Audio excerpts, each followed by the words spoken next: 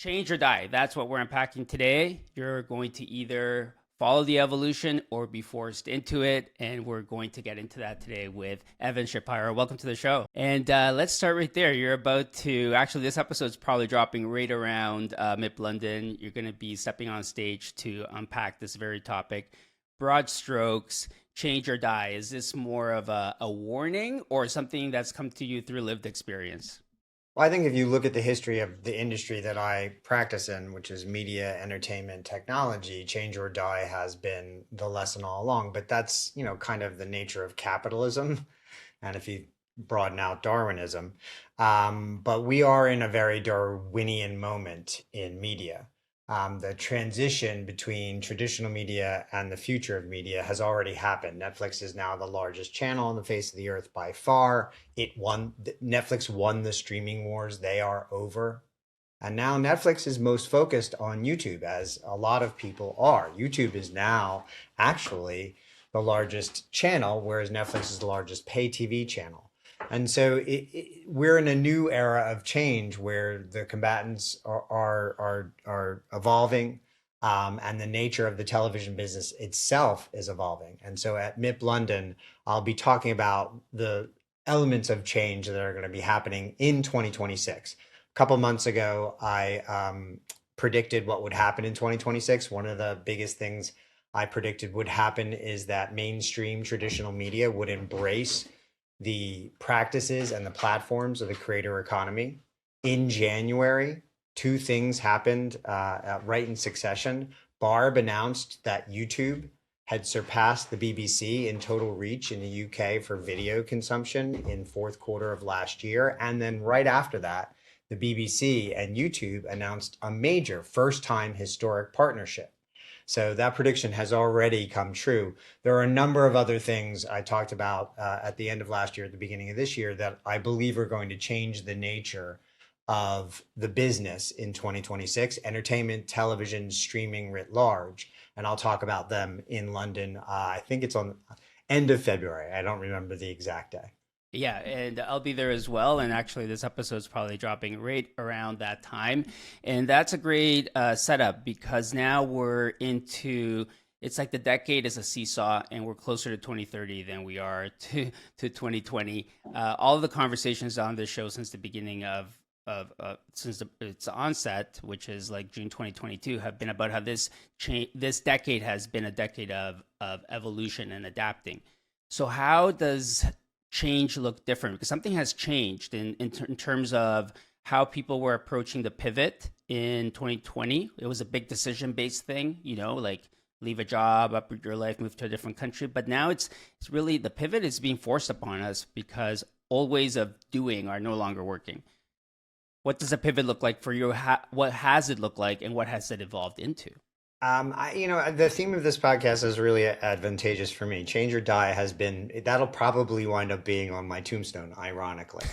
Change, I lead change is the heartbeat of my mission statement as a person in the media universe. It has been for a number of years in various jobs in-house and then now out on my own. So the constant rate of change, there was a Pax Romana, there was a large era of growth in traditional cable television from the 1980s through the mid-teens of the 21st century, right?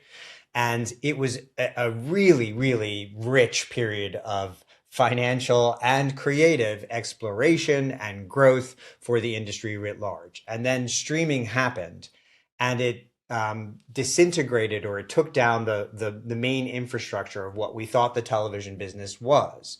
Change had been happening all along that time. That's the story of my career, talking about the change coming and no one listening to me internally at the companies that I worked at. I went to my bosses and said, let's change this television channel into a streaming service in 2011. And they didn't want to.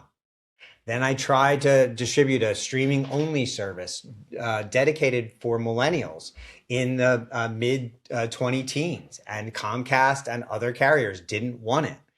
And then I wrote an article about where we are now in 2012. And, people listened, but because I worked inside these big companies, they didn't change. Now I'm on the outside talking about change, and everybody is stampeding towards change. So it's always been here. It's just that the last era of television industry lasted so long, we forgot about how quickly things do tend to change. Here we are, the rate of change is now constant, and much of the industry cannot keep up with it because they got lazy, frankly. So, following this chronology of change, when did that moment happen for you where you thought, okay, people are finally listening? And I'll add a bit of a personal anecdote here is like we met in October at MIPCOM.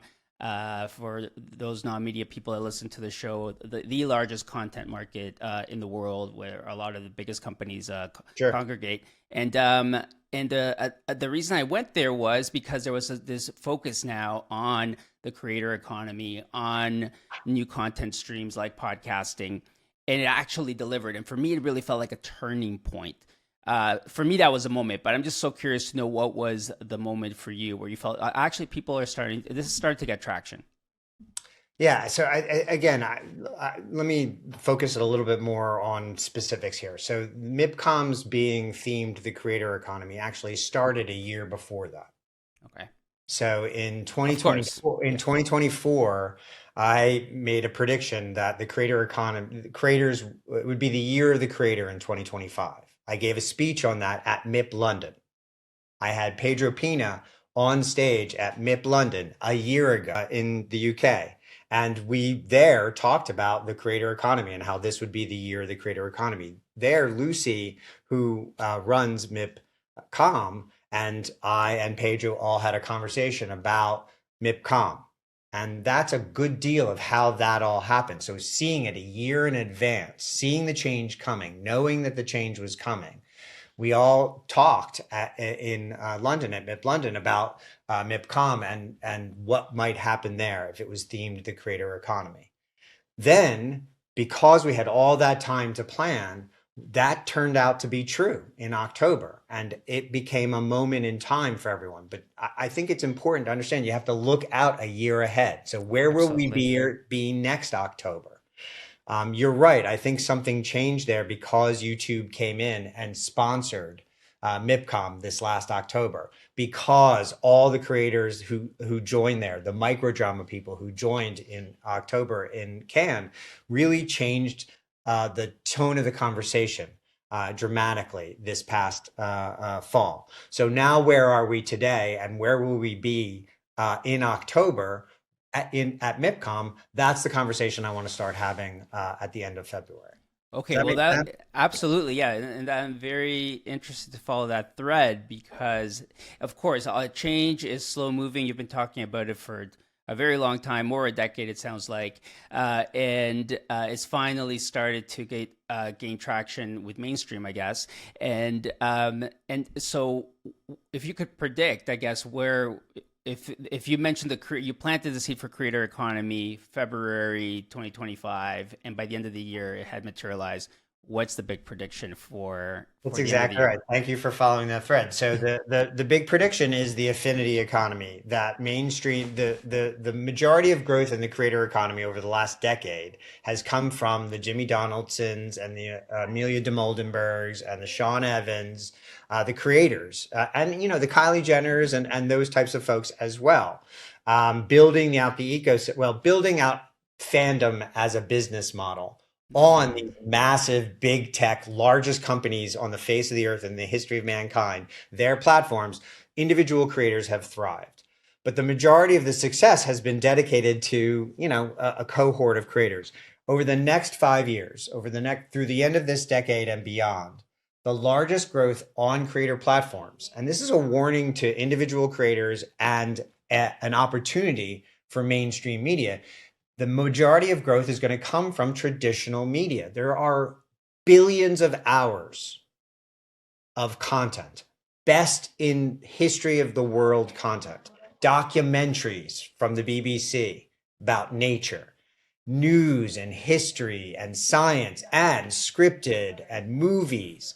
I just did an article on Monday about Disney not with Disney, about Disney and how they're losing out on $1 billion in potential revenue with almost no cost associated with it by not allowing the movies they already rent on YouTube Mm.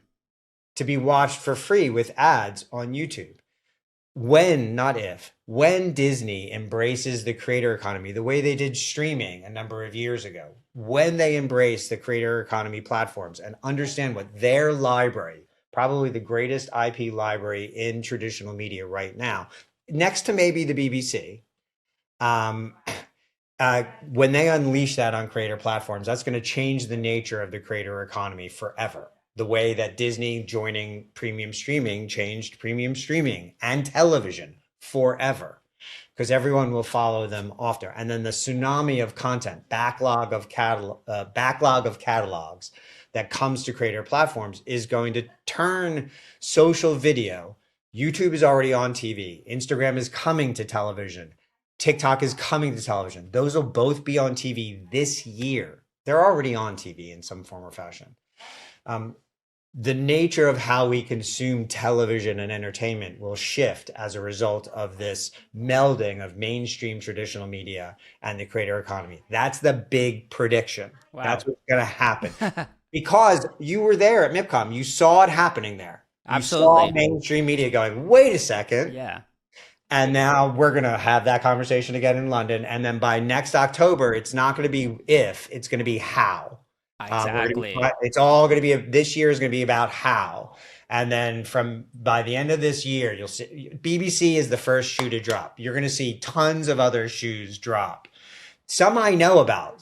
This is not, a lot of times I think people say, well, how do you predict this? This is hyperbole. And I'm like, no, I have examples I can't tell you about that I know are going to happen this year. I know they're going to happen. Well, you were on point with this. It was a beautiful thing to see, actually, the change happening at MIPCOM. It was sometimes conferences have a focus or a theme, and it's another more buzzwords that are relevant to the age. But this one actually delivered. And okay, that's a brilliant way, Evan, to set up the macro, what's happening in our industry. As a media sector, I would love to have a little bit of a chat here for my audience who is interested in navigating this period of uncertainty, both personally and professionally. It's all intertwined. It's all interconnected. So change or die. That is on it's on so many levels, right? The inner level, the outer level with your closest friends, the macro, the outer world. So how has this applied to your own personal journey, especially in terms of the pivot, which you've had many of? There are a dozen points in my life where change or die have become, literal instructions to myself. I think that the key element is, I'll go back to where I was earlier. It's central to who I am. The change or die mentality is central to who I am. I have always had it since I was before my bar mitzvah. I write about this on my Substack newsletter. Early adopter. Yeah. Since I wrote about this on my Substack newsletter, since, as a young Jewish boy, you're thrust into sleepaway camp and you have to reinvent yourself. So that became, the first time summer became about change. Every summer I tend to shed my skin, whether it's even changing into a better shape of the exact same thing or really making major shifts. Every summer is a period of change. Constantly in transformation. Yeah, and I've written about this, and I went back to my bar mitzvah picture for that. So there are many points, and people ask me, how do you pivot so often and so well? Well, practice. They're not always elegant. Sometimes it's not by choice, and so being always prepared to change allows you to be prepared for change, whether it's your choice or not. That's really important. So if your metabolism embraces change, when someone shoves you off the plane, you have a parachute on. Those who don't constantly pay attention to change don't have a parachute in that moment. And they wind up on a Zoom call with me saying, how did that happen? And what do I do now? Help. Right, exactly. And so paying attention to change itself around you, to me, is the most important aspect of what I would talk about. I am always have my fingers on the pulse of what change is happening right now. And usually I'm 15 minutes early to it. My corporate career was being 15 minutes too early to every idea I ever had. Mm. Period. End of sentence. Would that be the biggest tip or advice for someone? Would be pay attention, or is there something else they would do right now that is absolutely necessary? Pay attention. Wake up stupid every day. Learn something new about something new every single day. Spend an hour on it every day, but also spend, I would back that up a little bit. How does that affect you? Spend an hour a day, I would say 4 or 5 hours a week Hmm. on you, and take that as broadly as you can, whether that's therapy or concentration on your LinkedIn page. They are all elements of a whole in this moment in time. Especially if you're mid or late career and you're being forced into a change, which, Amazon just announced, I don't know, 1 billion layoffs this week. I'm being hyperbolic, but Yeah. more and more layoffs, right? And more are coming. And there's been a bunch already. Another prediction I made for 2026, which I will talk about at the end of February, is that this is going to be an even worse year than last year in media jobs. Wow. Harsh, but also there's also an opportunity here, right? It can also be kind of fun. I mean, you have no choice but to approach it that way. Losing your job can be fun. No, Yeah, I I mean, mean, it invites like new skills, getting out there. It just it forces you to do something new, and that could be exhilarating. No, definitely losing your job is not fun. well, no, but I enjoy the radical nature of this podcast, which is change or die. I think if you're going to stay in media, that has to be a part of your weekly routine. Change or die, change or die. And change can mean many things. It can mean reading a new article, listening to a new podcast, going to a new networking event, whatever. There are tons of ways of doing it. To your point, though, I'm now a creator. Yep, A decade ago, had someone said to me, "You're going to be a creator," I would have been like, "What does that even mean?" Right? I have a absolutely. Substack newsletter. What does that even mean? Today, it was announced that I am a LinkedIn leading top voice. Oh, amazing! Congrats. Thank you. Yeah. And breaking news right here. I've been striving for that geeky goal for some time. Yeah. And so these are all things that many of us will have to do things 10 years from now that don't exist today. And Yeah. if you're not prepared to constantly be on that conveyor belt of change, that's fine. Maybe go sell life insurance, do something else. But in media, entertainment, and technology, the pulse of change is not going to slow. And the need to be able to change AI right now, there's so much hyperbole, there's so much bullshit about AI in the ecosystem. Have an actual opinion based on actual experiences about actual things that are actually happening. Why? Because that will prepare you for what is next. You may not have an instant payoff for it, but the greatest thing is you'll start to make good decisions around AI in your career. Yes, and what you're saying there, I'm really relating to a lot because really it's about selling yourself. And I just putting on my sales and distribution hat on. I was in content media sales and distribution for over 15 years. It's I'm still in sales, but there's a huge component of it is selling myself. Did you ever have a formal sales role? Because really what you're doing is really a brand building, and brand building requires having that sales intuition. Yeah, I mean, before it was a phrase, personal brand, I was concentrated on my personal brand. I mean, look, my hair, the whole thing. And this is, today's shape of it, but even as a kid. So I was always aware of it. I was writing a blog, when I was running IFC. I was very aware of my personal brand. But yeah, when I ran IFC and Sundance Channel, I was the head of sales. I was the person who gave all the upfront presentations for both channels. So I've done it, and then I've had my own agency a number of times.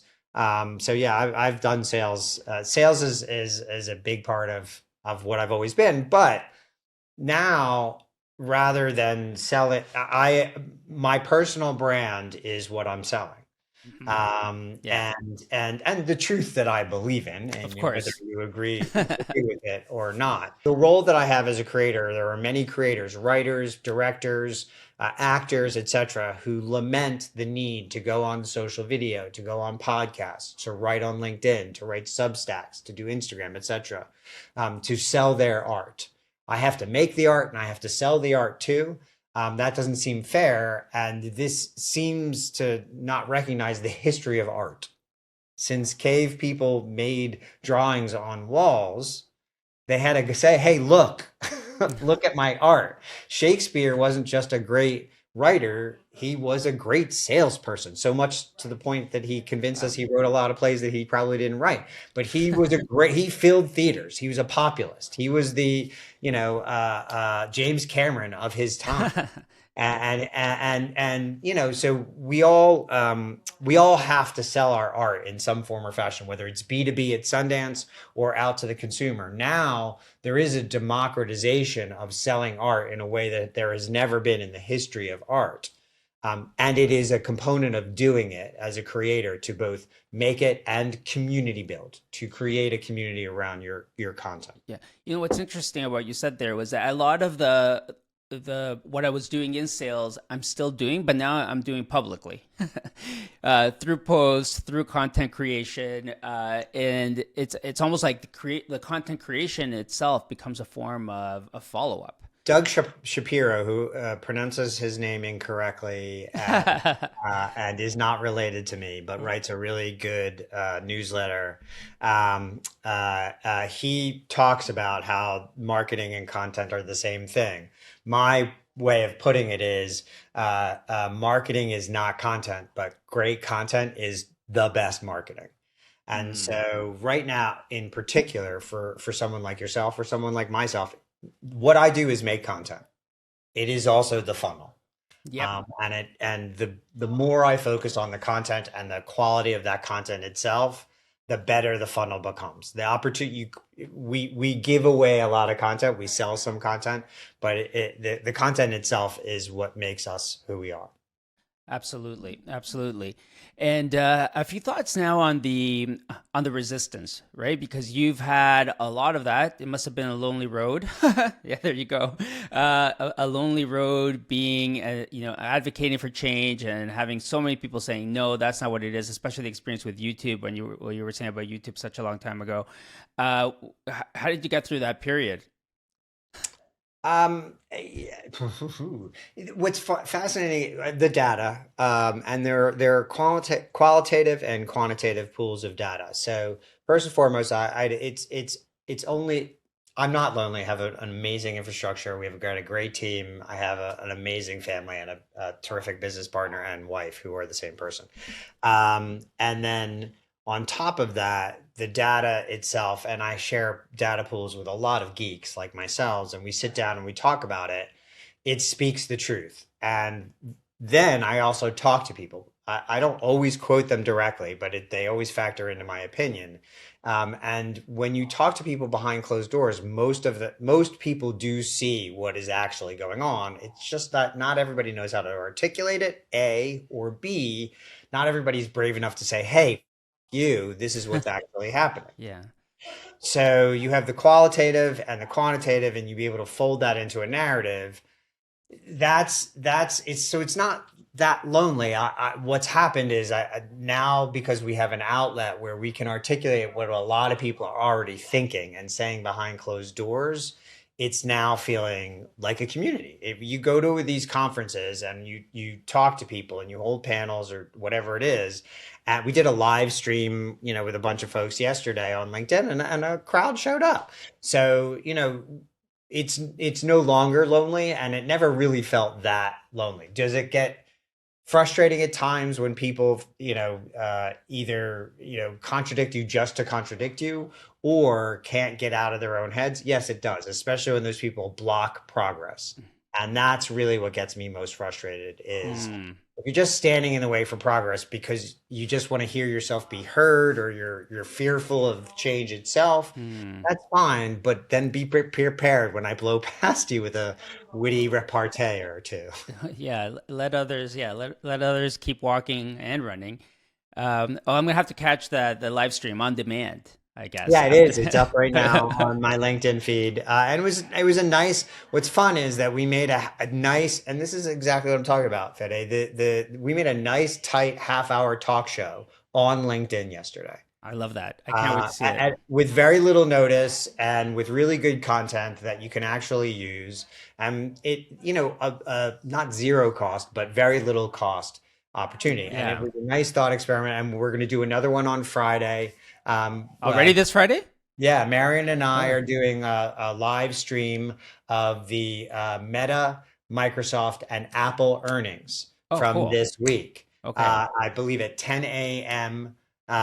Eastern time, which is 7 a.m. Pacific, and whatever time that is, Greenwich Mean Time. Okay. So, yeah.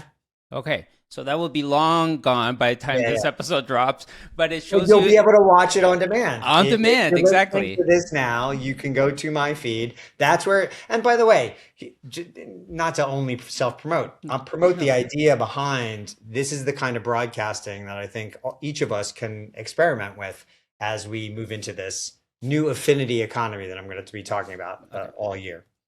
Of course, yeah, yeah. I can't wait to catch that. And this leads nicely into the reinvention part, which is you emerging as a media cartographer. I don't think that term. I don't know what that term was before I met you. So how did this latest evolution come about? Yeah. So And what is it? Because some people may not know. yeah, sure. So, prior to COVID, I had been a television executive and done a couple of things, produced a number of television shows and movies and things like that.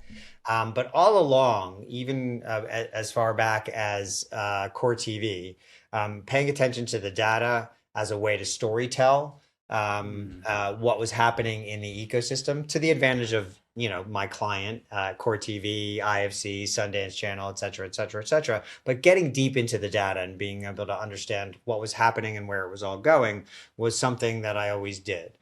And turning those into interesting PowerPoint visualizations was something that I had done the entire time for years and years. I was very early days. I was one of the earliest adopters of PowerPoint. I wrote a love letter to PowerPoint on my Substack newsletter. And so it is one of my palettes. It is one of my canvases, to use two different parts of the same metaphor. And so simultaneous to all of this, I also started teaching at NYU. And one of the tools that I used to teach at NYU was PowerPoint, doing the curriculum, using data as a visual tool to help the students learn. As part of this, I had been making maps of the media universe based on, at first, on a map that I saw in Recode, and then I started adapting it for my own purposes. I then decided to map the entire media ecosystem. I dropped it on LinkedIn. Dade Hayes published it on Deadline, and it turned into a thing. And now I make these maps of the media universe. Once a month, I rechart the media universe. There are about 100 and, I don't know, 50 companies charted on there. And the evolution of it has become something people use as a touchstone to chart media, entertainment, and technology in our industry. Yeah, it's fascinating, and it's data, but it's also visual and story. It's all interconnect. It's all intersecting. Yeah, and that visual style has become my signature. So that has expanded into the Substack newsletter, which then turned into a podcast, the Media Odyssey. But it's a practice that goes between LinkedIn and Substack and these live, there's not much else I can say about them, performances I do at MIPCOM and MIP London, NAPI next week. I'm doing one. We're hosting a conference in Lisbon Mm.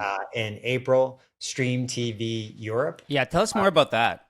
Yeah, so it's a whole conference dedicated to the elements of change that I'm talking about all year. The affinity economy, the melding of creator economy and mainstream media, the changing nature of fandom as the metric for success in media, entertainment, and technology, the changing nature of careers. That's all going to be talked about in Europe, in Lisbon, April 13th through 15th. We've announced ITV as one of our main stage keynote case studies, We've got Banijay as a main stage keynote case study. We're going to have a Eurovision keynote case study on the main stage. We're going to have a couple of other major announcements coming up as well. There's an early bird special you can get on the website to go to that, but I'm going to be giving a big keynote there. And the whole conference is focused on the nature of change in media today, specifically the elements of change I've predicted that are going to happen this year. I love it. I mean, this sounds like my kind of conference. One of the reasons I stayed away from while I was building the podcast and stepped away into the audio side of things, I had no idea it'd all come back full circle. One of the reasons I stayed away from IPCOM, I think I told you in our pre-chat, is that it just felt like it was just like it didn't feel like the future. And now having met you in October and hearing about this new conference, it despite the uncertainty, it's kind of exciting what's on the horizon or here already. Yeah, I mean, to go back to the media cartographer of it all, like the only reason the maps became a thing, the visuals became a thing, these live things became a thing, and now there's a conference business that we're aligned with, QuestX, our partners in that, and the folks at MIPCOM. The opportunities all stemmed from our concentration on tracking change, on staying current, on knowing what's next. They're all built around those elements, and that is something that will be true no matter how you choose to employ it in your career or you're in your business. Being able to track those things as they surround you and as they can, pay advantage to you, that's going to be the difference between those who win and those who don't. I love it. It's time to embrace change, and it's been such a great topic. Change or die. We've covered so much, but I think I'd love to give you some space now in terms of everything we've covered. Anything you want to really leave with the audience? I think there is a tremendous amount of change, as we just talked about, that's going to happen in 2026 and through the end of this decade. That is going to come, especially due to things like mergers and acquisitions and consolidation in the industry, both in media and in technology as well. There's some of these changes are going to come with disruption to your career. Choose the things that are most important to you to pay attention to, and spend more time paying attention to them and how you might take control of them in your life. Knowing what's going to happen helps you plan ahead. Having 90-day, 100-day, 360-day goals really help you map out the things you need to do over the course of a year, 2 years, 3 years. It is hard in the maelstrom of change in our industry and disruption in our industry and in the larger world itself to always focus on the things that are most important, but spend time every day on that and on you, and that will help you get through whatever forced change that might come your way. I like that. I love that. That's a great way to start wrapping up. And now we've reached the rapid fire round. The same 3 questions I ask every guest. Sometimes not so rapid fire because they're deeper questions. But the first one, what's the biggest gift you've discovered about yourself on this journey? I'm very persistent. I'm very tough. I love that one. The next one, what is the hardest truth you've discovered about yourself on this journey? I can be pretty tough. I can be pretty harsh. And finally, what is your definition of authenticity? That's what I was just saying earlier. Stay true to yourself. Understand what's important to yourself, no matter what happens in the market. Okay. That is truly rapid fire. You did it, Evan. And I was long-winded before, so I felt like I had to be short-winded here. No, that's a great way to close things off. Thank you for making time today, and people need to check out your 2026 predictions to see, and we'll checking them out now, and then we'll check them again in December. Yeah, they're on my Substack newsletter, Media War and Peace. They're in great detail. Yeah, and your podcast as well. Media Odyssey. Thanks so much. Thanks for listening, and we'll see you next time.